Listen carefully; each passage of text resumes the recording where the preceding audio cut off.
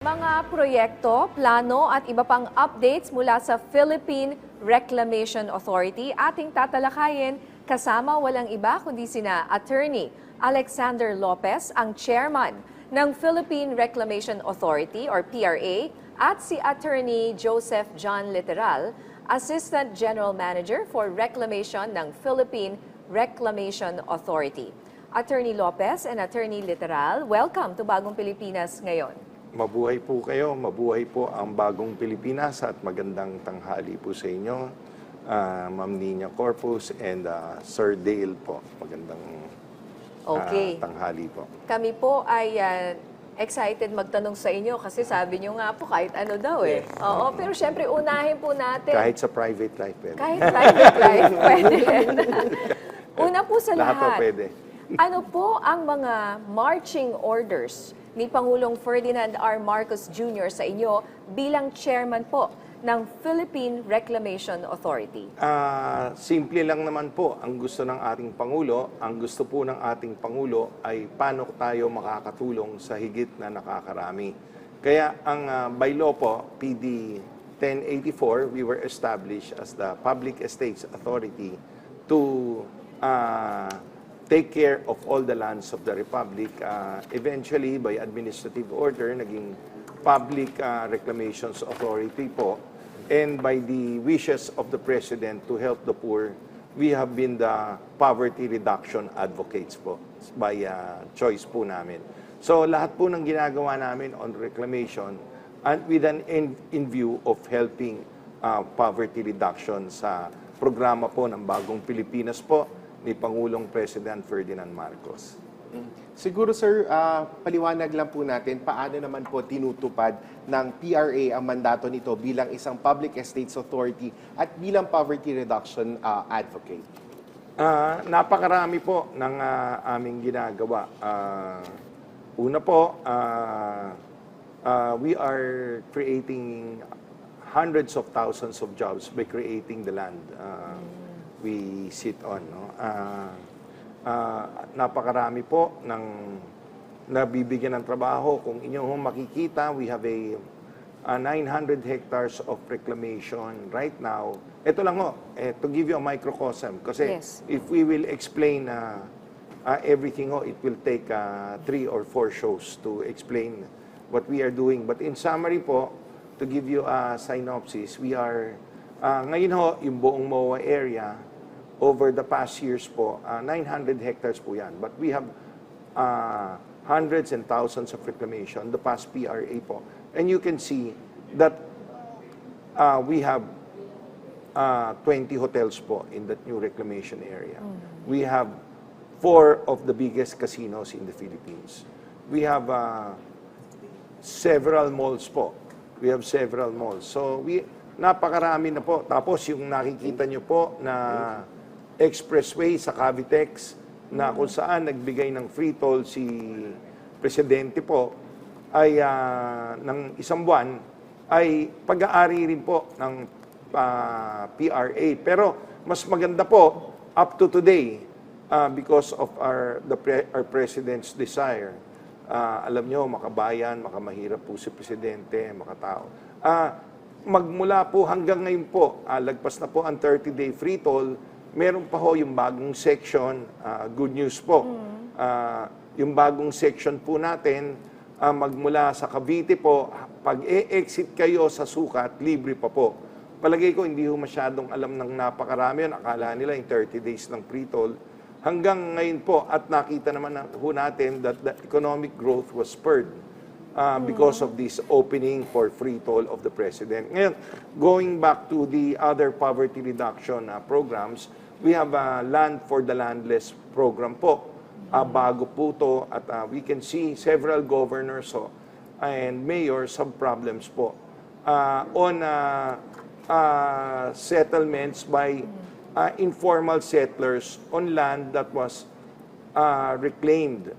Kasi to give you an idea, kung ito po ang coast, gagawa ang DPWH ng kalye, ito po, tubig, unti-unti natatambakan at nasesettle ng libo-libong informal settlers. So, the public Recreations Authority will have a novel program under Bagong Pilipinas to work to title all of these, and it will reach hundreds of thousands. Matitituluhan ho natin subject to environmental and safety regulations po. Mabibigay tayo na napakaraming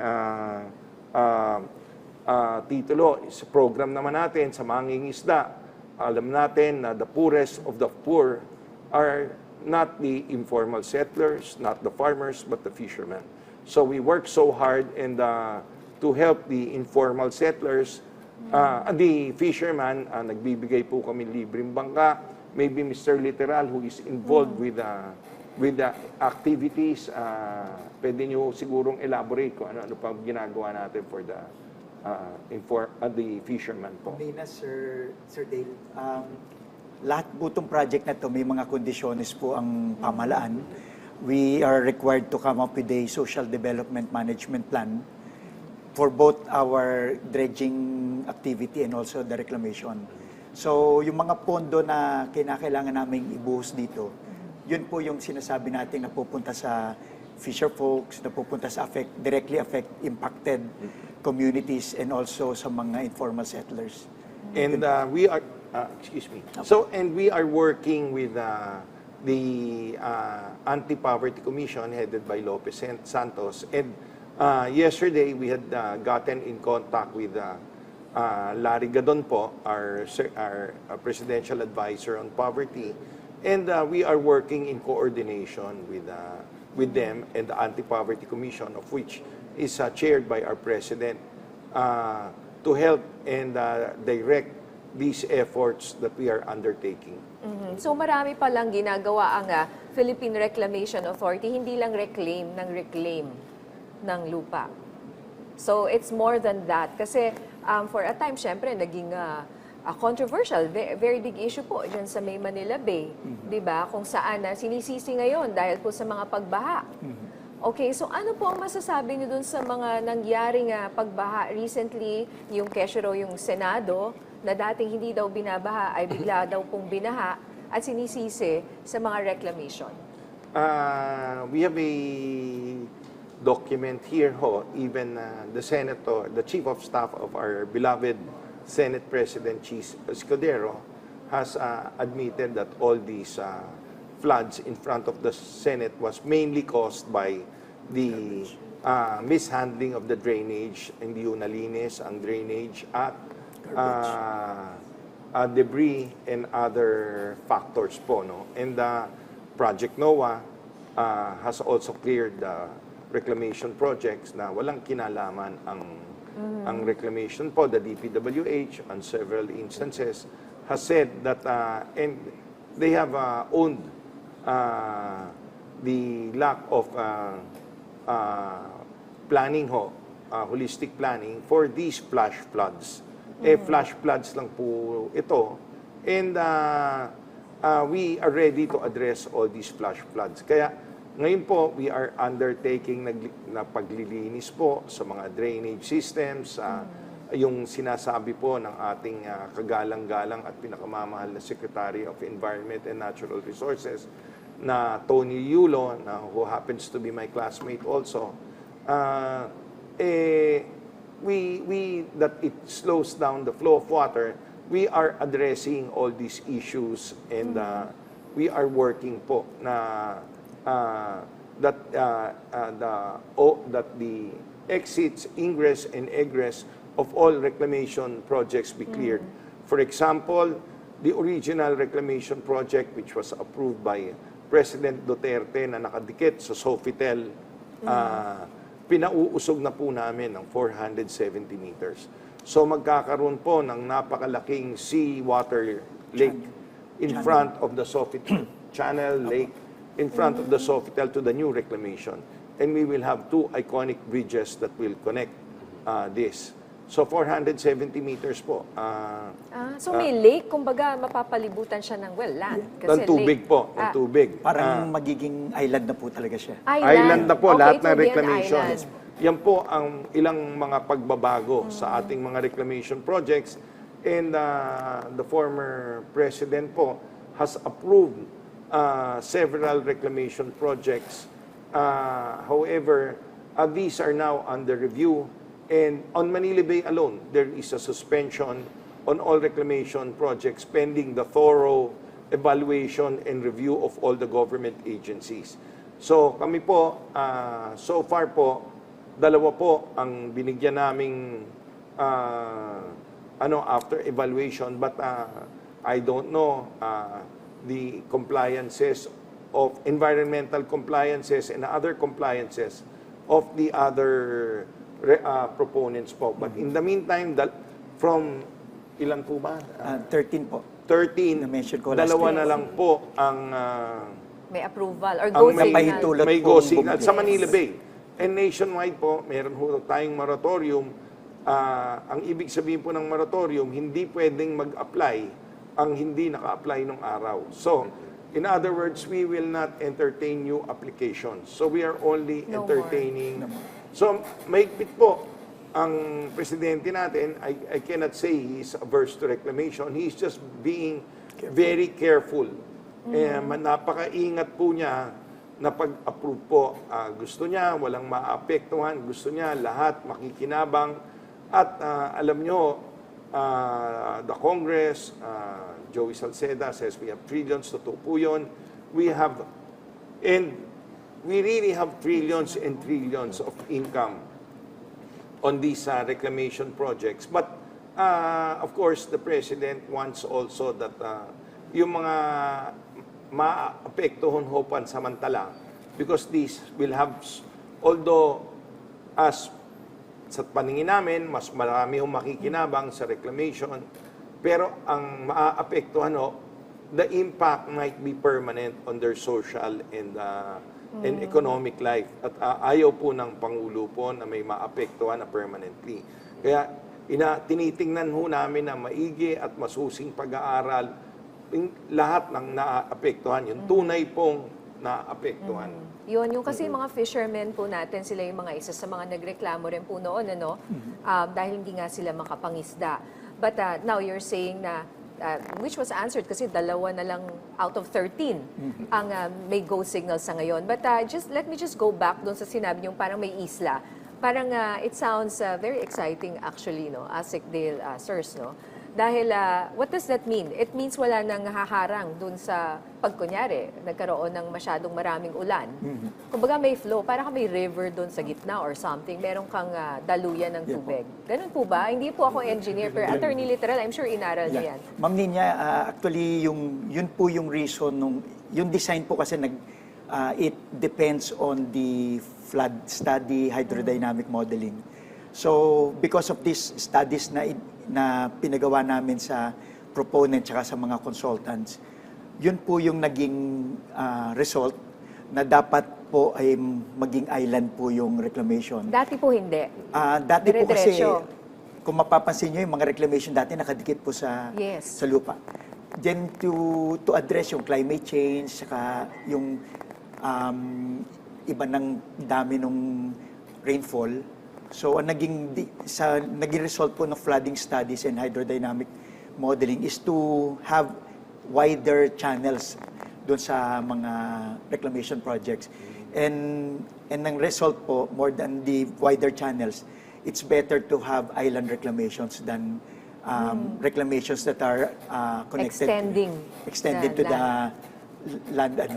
Yes, okay. At this has been studied by several international consultants po, experts, Royal Asconis, Buscalis, AECOM, at napakarami pong and we are undergoing with UP, MOA, so with UP and other agencies for the environmental and marine effects of all of these ang pag-usog po na to, kasi natambakan na eh. Nakita nyo, natambakan na yung Sofitel. Ngayon, uusog po siya, 470 meters.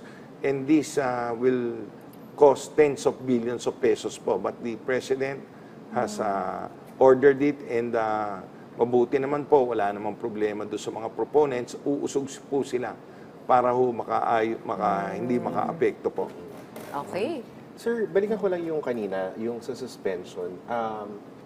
Nabanggit niyo kanina na there are suspended na projects, reclamation projects. But in connection din sa tanong po ng ating kasamahan sa media na si Evelyn Quiroz from Filipino Mirror, yung bang developers na may reclamation projects sa Manila Bay, are they allowed to proceed or will they still be allowed to proceed? In the meantime that it is suspended, they are not allowed to proceed, but they are allowed to proceed with the compliances po, which are requirements for their resumption.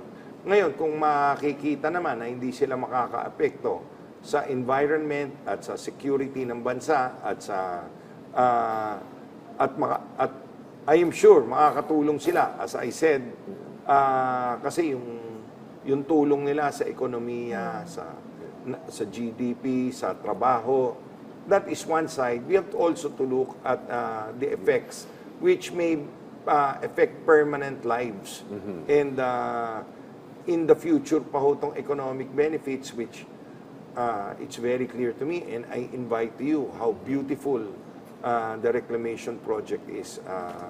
Yung nagsasabi na nawala yung sunset natin, hindi po namin kinukuha yung sunset. Nilalapit lang po namin ang taong bayan sa sunset. We are just bringing you closer.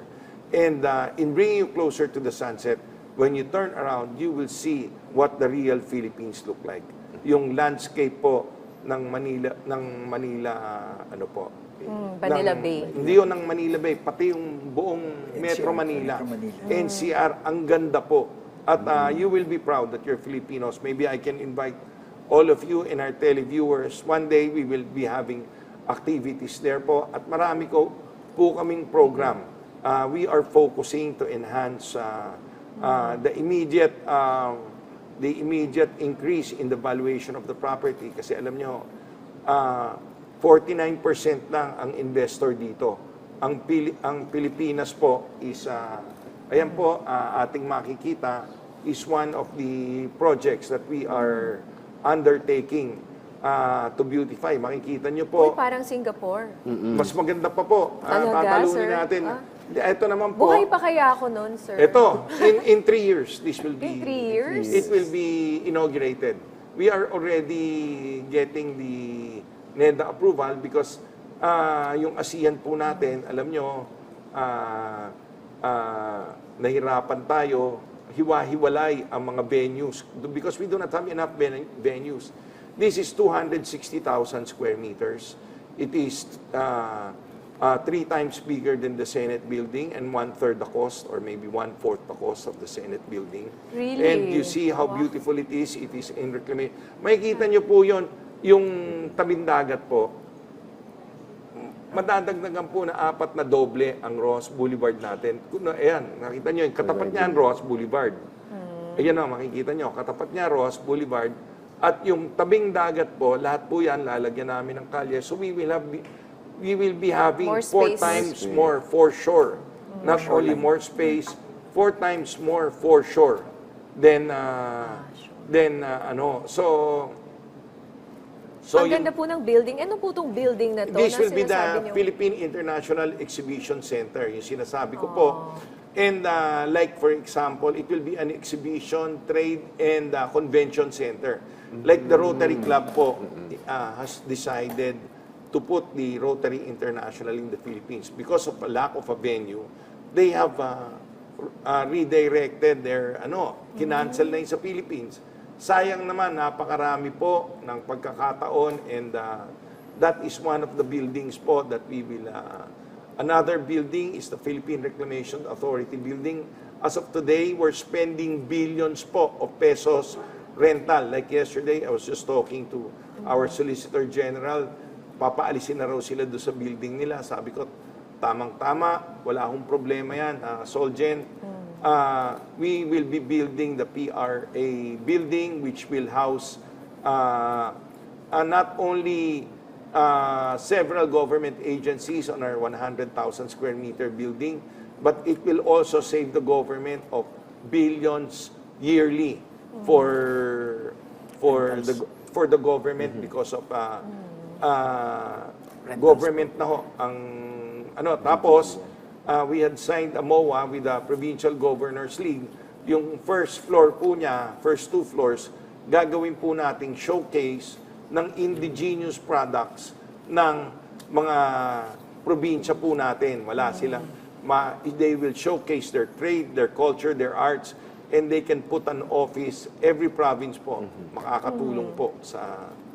Nakakatuwa pong marinig yan, lalo na kung love local. Usong-uso pa naman po ngayon. Kami po ay mahilig sa mga gawa at likhang Pinoy.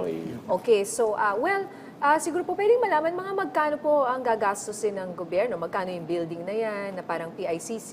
Magkano Yung yung building nyo? 100,000 square meters po, it will be up for bidding, but it will be definitely lower than 7 billion. That is bigger than the Senate building, but 1/4 the price po. And the Philippine International Exhibition Center, we will not bid it. Because it is not our building, it will be a Republic of the Philippines bidding to be held in Public Works. Inaayos po nila ngayon ang mga agency estimates, but it's 260,000, so it will be within the bounds of DPWH standards po. 260,000 Square meters. O, alam niyo ngayon, pag Ano pinagsama ba niyo yung 260,000 square meters? to give you an 26 idea, hectares po. to give you an idea, para ma-imagine nyo, the PICC, Philippine International Convention Center, the MOA, which we have exhibitions, and the World Trade has roughly 30,000 square meters. Wow. And this is 9 times bigger. Oh, wow. So, It's pag huge. isama-samahin mo yun, this will be Napakalaki 9 po. times bigger. Napakalaki. So, not Yeah. only that, we have a monorail and we have a private proponent that will spend at no cost to the government. We will have a monorail that will eventually link the 20 hotels, the 4 biggest casinos in the Philippines, and the several malls within the reclamation area po. Mga cable car. Uso rin yun May mga nagsuggest. Parang bagay Meron rin yung nung cable car nag-propose. doon. Ngayon, we are pushing the private proponents po. They had a clearance with may MOA na sila with the DOTR. They are now awaiting MOA with the DPWH, and kami, we will more likely give them right of way po. Okay. Sige po, siguro for Attorney Literal, sir, hingi na din po kami ng detalye doon sa partnership ng PRA at ng PNP para habulin yung illegal reclamation. Yes po. Nabanggit po kanina ni Chairman na hindi lang po tinututukan ng PRA ang regular reclamation, pero mas malaki yung problema ang illegal reclamation. Kasi po, hindi po dumadaan yan sa permitting process ni PRA. Secondly, sometimes wala, even ECC, tsaka area clearance, wala. And lastly, yung mga design niya, hindi namin nare-review.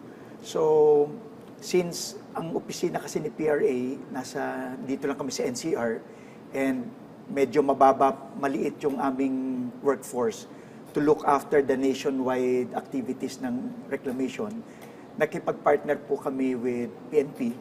And the NBI. And NBI also. Para po, sila po yung magiging watchdog namin or magiging mga parang Enforcement namin doon. Enforcement They would capabilities. trigger any activity ni PRA para ma-check kung merong illegal reclamations. Kunyari, may mga activities po na dumping, i-report po niya agad kay PRA.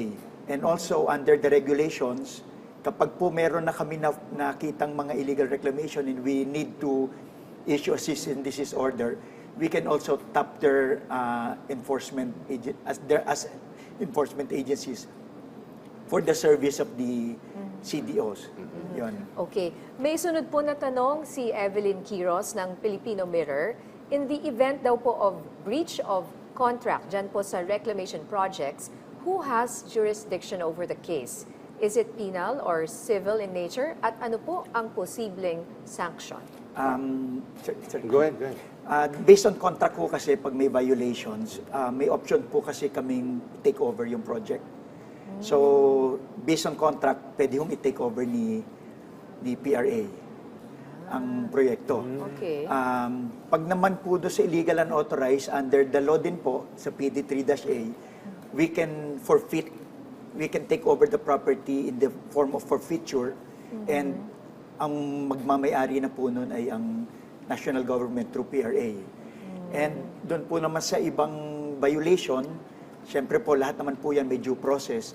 So kung kaya po naman nilang isagutin or i-correct yung mga violation, we could allow them under the contract din po, yung mga clauses under the contract kung paano po natin maayos yung isang kontrata. Madagdagan lang ho, tungkol doon sa penal provision. Up to now, there is no penal provision po because penal provisions are only provided by law. But we are coordinating with Congress to put sanctions and penal provisions on illegal reclamation activities.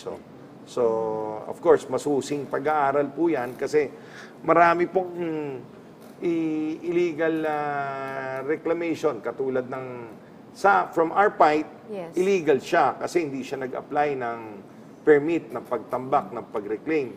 Pero by law, legal siya kasi they are provided. To give you an example, the General Appropriations Act provides roads, piers, and in the sea, in the lakes, and in our shores. So pag pumasok sila doon, by General Appropriations Act, that is a law, we have to obey the General Appropriations Act. Pero they have to still go to us for processing, whether that's safe, whether that's sound, whether it's not in conflict with any.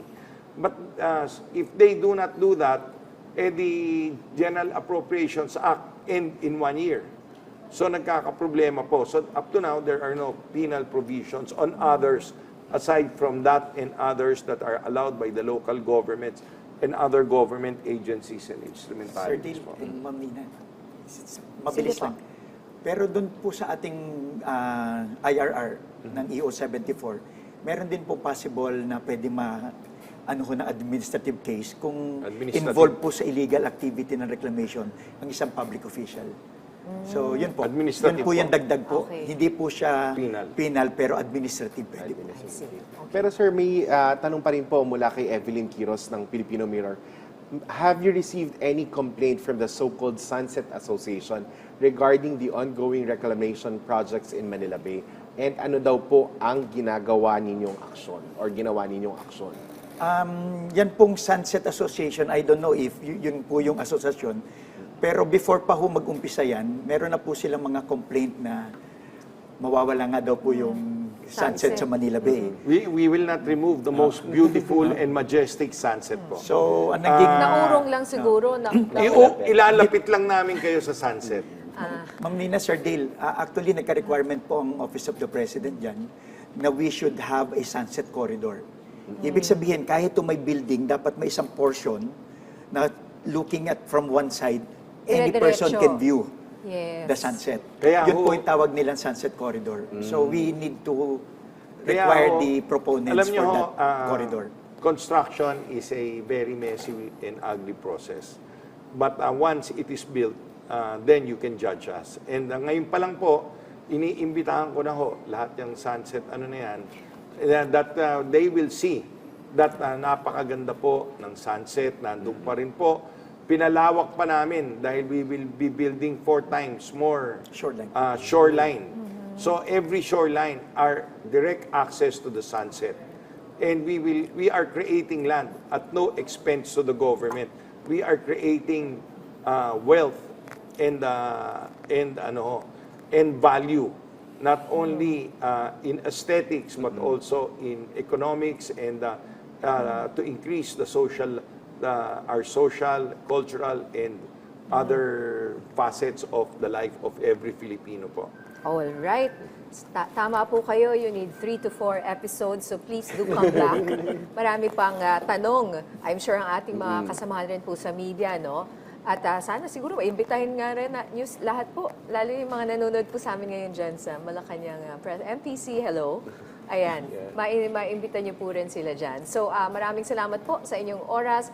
Attorney Alexander Lopez, ang chairman ng Philippine Reclamation Authority, at Attorney Joseph John Literal, Assistant General Manager for Reclamation ng PRA.